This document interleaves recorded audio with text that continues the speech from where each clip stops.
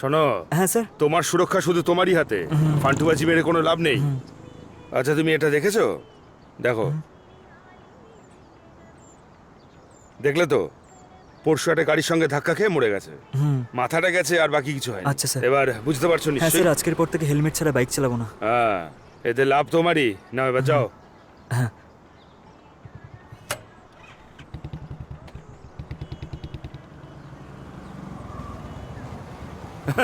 বামান, এদিকে আসুন। স্যার,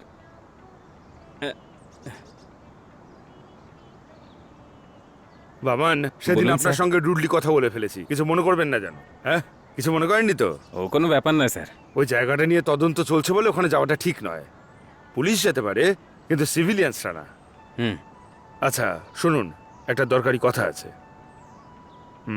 এটা আমার ওয়াইফের ক্লিনিক। ও একজন সাইকিয়াট্রিস্ট। সময় বের করে একবার দেখা করে নেবেন। ছোটখাটো সমস্যাও ঠিক সারিয়ে দেবে। বুঝতে পেরেছেন? দেখা করে নেবেন। স্যার, আমার তো কোনো... আরে, আপনার সেরকম কোনোই সমস্যা নেই, কিন্তু কি বলুন তো, সমস্যা হচ্ছে ওই পুরো বাড়িটার।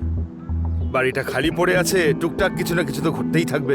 যেমন সেদিন আওয়াজ শুনেছিলেন, কিন্তু আমরা যখন গেলাম কিছুই পেলাম না।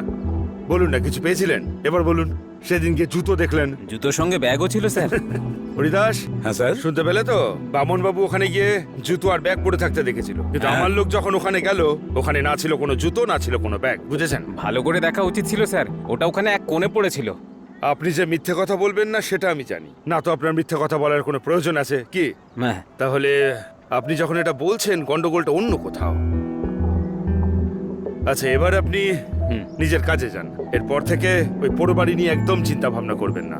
পোড়ো বাড়ি ভুলে গিয়ে নিজের বাড়িতে গিয়ে সুখে শান্তিতে থাকুন। ঠিক আছে যান। স্যার। গাড়ি গাড়ি হ্যাঁ? গাড়িটা রয়ে গেল যে। Sorry sir, thank you sir. বামন, হ্যাঁ। পরের বার হেলমেট ছাড়া দেখলে কিন্তু ফাইন করে দেবো। Okay sir. হ্যাঁ। হ্যাঁ।